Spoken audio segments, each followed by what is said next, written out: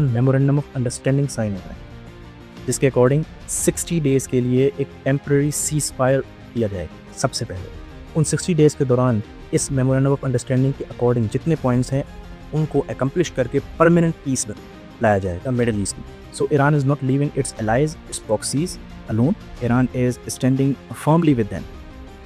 और ये हैरत की बात यह है कि यूनाइटेड स्टेट्स यानी डोनाल्ड ट्रंप की एडमिनिस्ट्रेशन वो इस बात पर राजी भी हो गई है and they are continuously forcing and pressurising Israel to do so कि आप हिजबुल्ला के साथ जो भी अपना मैटर है वो रिजॉल्व करें। हाँ, अगर कल को वायलेशन होती है तो यूनाइटेड स्टेट्स के अकॉर्डिंग इजराइल को पूरा हक है हिजबुल्ला के खिलाफ एक्शन लेने।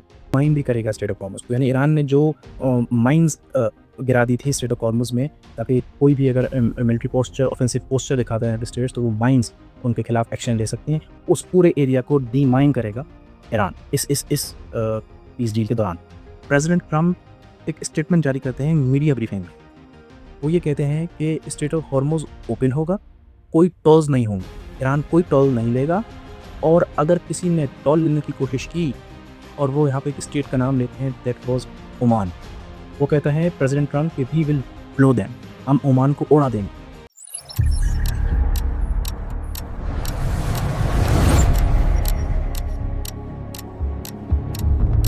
And welcome back. वो कहते हैं ना कि जंग चाहे जितनी बड़ी हो उसे रोकने के लिए आखिरकार नेगोशिएशन टेबल पर हमें बैठना ही पड़ेगा। कुछ यही सीन हुआ है यूनाइटेड स्टेट्स और ईरान के दरमियान। Wall Street Journal, Financial Times and Axios जैसे बड़े न्यूज़ आउटलेट्स के अकॉर्डिंग यूनाइटेड स्टेट्स और ईरान के दरमियान मेमोरेंडम ऑफ अंडरस्टैंडिंग पर साइन हुआ है, यानी दोनों कुछ पॉइंट्स पर एग्री किए हैं। नो डाउट अभी भी डेडलॉक्स हैं, but as compared to the previous peace proposals and memorandum of understandings, this time both have agreed up to large extent। इस डील में आखिर है क्या, इस डील में डेडलॉक कहाँ पर है और क्या ये डील कामयाब हो सकती है या नहीं, इस पर इजराइल का क्या रिएक्शन है और इस डील को एनालाइज करके हम ये पता लगा सकते हैं कि मिडिल ईस्ट की आगे सिचुएशन क्या हो। आइए देखते हैं आज के एनालिसिस में। सो यूनाइटेड स्टेट्स और ईरान के दरमियान मेमोरेंडम ऑफ अंडरस्टैंडिंग साइन होता है जिसके अकॉर्डिंग 60 डेज के लिए एक टेम्पररी सीज फायर किया जाएगा। सबसे पहले उन 60 डेज के दौरान इस मेमोरेंडम ऑफ अंडरस्टैंडिंग के अकॉर्डिंग जितने पॉइंट्स हैं उनको अकम्प्लिश करके परमानेंट पीस में लाया जाएगा मिडिल ईस्ट में। सो ये मेमोरेंडम ऑफ अंडरस्टैंडिंग है क्या, इसके अंदर total 5 major points. Number 1, United States and Iran will sign a non-aggression pact। यानी ऐसा होता है कि दोनों के दरमियान पीस साइन हो जाता है। क्या गारंटी है कि यूनाइटेड स्टेट्स या इजराइल दोबारा अटैक नहीं करेंगे ईरान पर? तो इसके लिए एक नॉन एग्रेशन पैक्ट साइन किया जाएगा और ये वही पैक्ट है जिसकी न्यूज़ कुछ अर्सा पहले हमें मीडिया आउटलेट्स पे दिख रही थी। इसके अकॉर्डिंग सऊदी अरबिया ईरान के साथ एक mutual non aggression pact sign कर रहा है। इसकी पॉसिबिलिटी है और इस पर कोई डेडलॉक अभी तक ज़ाहिर नहीं हुआ। दोनों इस चीज़ पर रजामंद हैं, यूनाइटेड स्टेट्स की तरफ से भी रजामंदी दिखाई गई है। इस नॉन एग्रेशन पैक्ट में सिर्फ ईरान शामिल नहीं है, इसमें लेबनान भी शामिल है। ईरान के अकॉर्डिंग, ईरानियन ऑफिशियल्स के according non aggression pact Iran के साथ भी होगा और हिजबुल्लाह के साथ भी किया जाएगा, यानी लेबनान के साथ। So Iran is not leaving its allies, its proxies alone, Iran is standing firmly with them. और ये हैरत की बात यह है कि यूनाइटेड स्टेट्स यानी डोनाल्ड ट्रंप की एडमिनिस्ट्रेशन वो इस बात पर राजी भी हो गई है and they are continuously forcing and pressurising Israel to do so कि आप हिजबुल्लाह के साथ जो भी अपना मैटर है वो रिजॉल्व करें। हाँ, अगर कल को वायलेशन होती है तो यूनाइटेड स्टेट्स के अकॉर्डिंग इजराइल को पूरा हक है हिजबुल्लाह के खिलाफ एक्शन लेने। इस मेमोरेंडम ऑफ अंडरस्टैंडिंग का सेकेंड मोस्ट इंपॉर्टेंट पॉइंट जिसमें एक्शन एंड रिएक्शन रखा गया है वो ये है कि यूनाइटेड स्टेट्स अपना नेवल ब्लॉकेट हटाएगा कब, जब ईरान हॉर्मुज़ ब्लॉकेट एंड करेगा। यानी ईरान फर्स्ट अपना जो स्टेट ऑफ हॉर्मुज़ में ब्लॉकेट लगाया हुआ है वो हटाएगा। इंटरनेशनल शिपिंग, ट्रेड को और कमर्स को फ्रीली अलाउ करेगा इंटरनेशनल वाटर्स में ट्रांसिट करने के लिए। उसको देखकर उस सिचुएशन के अकॉर्डिंग यूनाइटेड स्टेट्स अपना नेवल ब्लॉकेट हटाएगा। जब ये हो रहा होगा यानी ईरान स्टेट ऑफ हॉर्मुज़ को ओपन करेगा, उसके अकॉर्डिंगली यूनाइटेड स्टेट्स अपना नेवल ब्लॉकेट हटाएगा। उस दौरान ईरान डीमाइन भी करेगा स्ट्रेट ऑफ हॉर्मुज़ को, यानी ईरान ने जो माइन्स गिरा दी थी स्ट्रेट ऑफ हॉर्मुज़ में, ताकि कोई भी अगर मिलिट्री पोस्चर, ऑफेंसिव पोस्चर दिखाता है यूनाइटेड स्टेट्स, तो वो माइन्स उनके खिलाफ एक्शन ले सकते हैं। उस पूरे एरिया को डीमाइन करेगा ईरान इस पीस डील के दौरान, 60 डेज़ सीज़फायर के दौरान। अच्छा, इसमें अब एक इंटरेस्टिंग चीज़ ये आती है कि ठीक रिसेंटली कुछ 2 दिन पहले प्रेज़िडेंट ट्रम्प एक स्टेटमेंट जारी करते हैं मीडिया ब्रीफिंग में। वो ये कहते हैं कि स्ट्रेट ऑफ हॉर्मुज़ ओपन होगा, कोई टोल्स नहीं होंगे, ईरान कोई टोल नहीं लेगा, और अगर किसी ने टोल लेने की कोशिश की, और वो यहाँ पे एक स्टेट का नाम लेते हैं, दैट वाज़ ओमान। वो कहता है प्रेज़िडेंट ट्रम्प कि वी विल ब्लो देम, हम ओमान को उड़ा देंगे। अचानक से ये मीडिया ब्रीफिंग में क्वेश्चन कुछ था और आंसर प्रेज़िडेंट ट्रम्प कुछ दे रहे थे। इस पर काफ़ी क्वेश्चंस उठाए हैं जर्नलिस्ट ने कि मीडिया पर्सन ने आपसे क्वेश्चन कुछ पूछा है, आप कुछ और कहे हैं। दैट मीन्स बैक चैनल पे कुछ तो ऐसा हुआ था कि प्रेज़िडेंट ट्रम्प को ओमान, जो कि यूनाइटेड स्टेट्स का डेकेड्स लॉन्ग एलाय है, उसके खिलाफ इतनी बड़ी स्टेटमेंट देनी पड़ी। आखिर प्रेज़िडेंट ट्रम्प ने ये क्यों कहा कि हम ओमान को उड़ा देंगे? इतनी बड़ी धमकी। वो तो ट्रम्प बड़ी-बड़ी बातें करते हैं, बट फिर भी आज तक कभी ऐसे किसी अपने गल्फ एलाय के लिए प्रेज़िडेंट ट्रम्प ने नहीं कहा। इसमें आप सबसे पहला पॉइंट ये नोट करें कि ओमान एक स्विंग स्टेट है। मीन्स उसके ईरान के साथ भी अच्छे ताल्लुकात हैं और उसके यूनाइटेड स्टेट्स और इज़राइल के साथ भी अच्छे ताल्लुकात हैं। वो दोनों तरफ बना के बैठा हुआ है। इसको हम स्विंग स्टेट कहते हैं, यानी उधर भी और इधर भी। सो ऑफिशियल रिपोर्ट्स के अकॉर्डिंग ये बात लीक होती है कि ईरान ने ओमान को कन्विंस कर लिया था कि जिस तरीके से हम टोल्स ले रहे हैं, जो कि हम आपकी भी प्रेजेंस है स्ट्रेट ऑफ हॉर्मुज़ के ऊपर, आप भी टोल्स लेना शुरू करो। इनिशियली ओमान ने इसको डिनाई किया, बट उसके बाद ओमान भी इस पर रज़ामंदी ज़ाहिर करता है और ये बात पहुंचती है वाशिंगटन, और वाशिंगटन सर्कल्स में अलार्म बज जाते हैं। दैट्स वाई प्रेसिडेंट ट्रम्प साफ सीधे अल्फाज में कहते हैं कि ओमान ने भी हरकत की तो हम ओमान को भी उड़ा देंगे, हम बंद कर देंगे उसे। तो चाइनीज़ युआन तो बहुत दूर की बात, ये अपनी अपनी पेमेंट में, अपने पैसों में भी ये टोल्स नहीं लगा सकते स्ट्रेट ऑफ हॉर्मुज़ पर। इसकी दूसरी मेन वजह ये है कि क्यों टोल नहीं लगाने दिया जा रहा, क्योंकि स्ट्रेट ऑफ हॉर्मुज़ में अगर टोल लगते हैं तो जितने दूसरे स्टेट्स हैं, स्टेट ऑफ मालाक्का है, इसके अलावा पनामा कैनाल वाला स्ट्रेट है, देन वी हैव बाब एल मंदब, वहाँ पे भी ये उन लोग उन ममालिक के लिए लेसन्स होंगे और वो भी वहाँ टोल्स लगाना शुरू कर देंगे। So international shipping, international regulations जो हैं वो डिसरप्ट होंगे, दैट्स व्हाई टोल्स बर्दाश्त नहीं है। इस मेमोरेंडम ऑफ अंडरस्टैंडिंग का third most important point, that is the investment fund.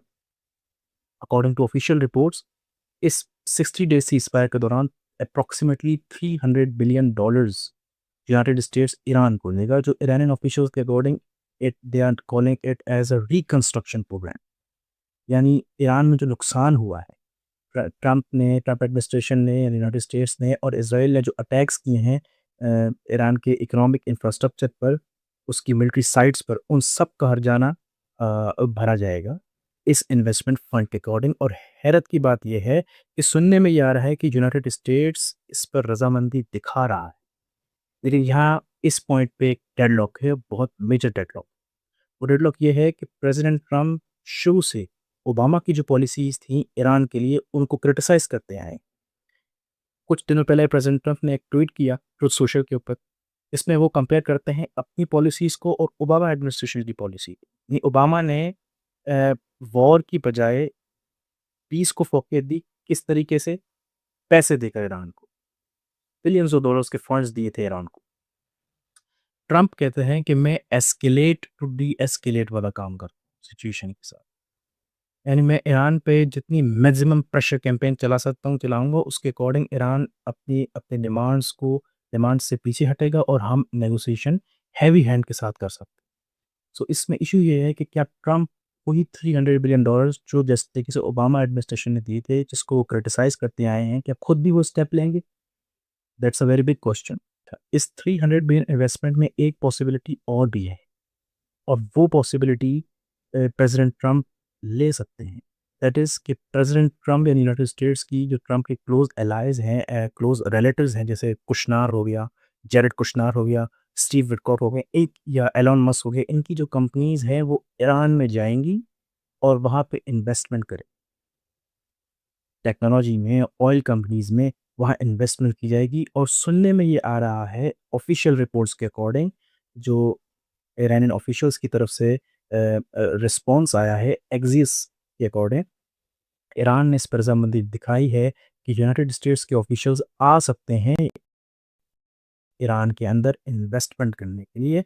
अब यहाँ सबसे बड़ा सवाल ये पैदा होता है कि इतनी बड़ी जो आपने एक रेवोल्यूशन की ईरान के अंदर, अगर आप इस बात पर राज़ी हो गए हैं, तो काम तो वही हो गया जो रेवोल्यूशन से पहले था, यानी शाह के दौर में, द एरा ऑफ शाह। उसके अंदर यूनाइटेड स्टेट्स की कंपनीज़ कंट्रोल करती थी, इन्वेस्टमेंट करती थी ईरान के अंदर। सो अब भी वही सीन हो रहा है। Fifth major point is the nuclear enrichment. Approximately 950 pounds nuclear material Iran के पास है, एनरिच्ड न्यूक्लियर मटेरियल, वो यूनाइटेड स्टेट्स निकालना चाहता है वहाँ से। ट्रम्प एडमिनिस्ट्रेशन तो ये चाहती है कि यूनाइटेड स्टेट्स को मिल जाए और वो उसे न्यूक्लियर डस्ट में कन्वर्ट करके उसे तबाह कर दें उस मटेरियल को। लेकिन ईरान ये कहता है कि हम उसे या तो खुद आईएईए के रेस्ट्रिक्शंस के अंडर उसे खुद तबाह करेंगे या किसी थर्ड कंट्री को देंगे। सो प्रेसिडेंट ट्रंप ने भी रिसेंटली इसके ऊपर थोड़ी-सी रज़ामंदी ज़ाहिर की है कि आईएईए के अंडर में या तो आप उसको तबाह करें या फिर आप थर्ड कंट्री जैसे रशिया वगैरह इनको आप दे सकते हैं। लेकिन अभी भी इस मामले पे डेडलॉक है क्योंकि ईरान ऑफिशियल्स ने ये कहा है कि ट्रंप जो लेटेस्ट बयान ट्रंप का आया, जो ट्वीट किया उन्होंने कि भाई ये सारे मामलात हल हो गए हैं, स्ट्रेट ऑफ हॉर्मुज़ खुल गया है, जितने भी शिप्स वगैरह वहाँ रुके हुए थे स्ट्रेट ऑफ हॉर्मुज़ में, वो अब सुकून से अपने घर जा सकते हैं। अपने घरवालों को बताएँ कि प्रेज़िडेंट ट्रंप ने पीस ले आए हैं प्रेज़िडेंट ट्रंप और स्ट्रेट ऑफ हॉर्मुज़ खुल चुका है। इस पर ईरानियन ऑफिशियल्स ये की तरफ से बयान आता है कि यूनाइटेड स्टेट्स के जो प्रेसिडेंट हैं डोनाल्ड ट्रंप ये कुछ सच बोल रहे हैं, कुछ झूठ बोल रहे हैं। न्यूक्लियर एनरिचमेंट पे ईरानियन ऑफिशियल्स के अकॉर्डिंग कोई अभी परमानेंट नेगोशिएशंस या कोई परमानेंट ऐसी डील नहीं हुई है कि उसे कौन निकालेगा, कब निकालना है और कैसे निकालना है और कहाँ भेजना है।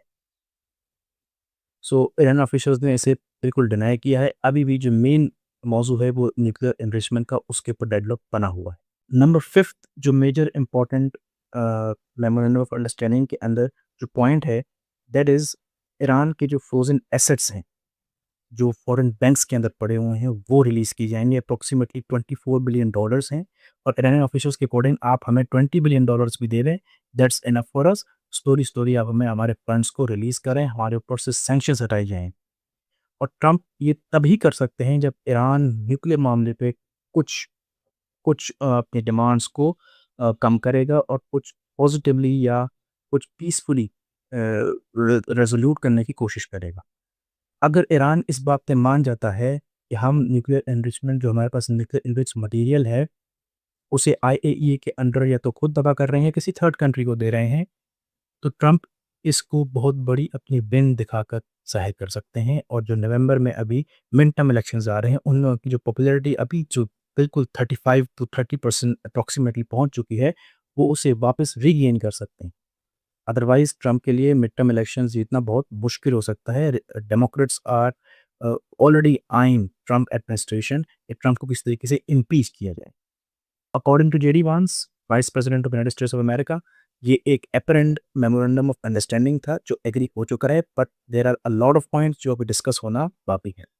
सो एट लीस्ट पिछले पीस प्रपोजल्स के और इसमें ये फ़र्क है कि दोनों ने कुछ न कुछ अपनी डिमांड्स को, जो अपनी मैक्सिमलिस्ट डिमांड्स थी, उनको थोड़ा-सा डाउन किया है और एक-दूसरे की बात सुनना चाहिए।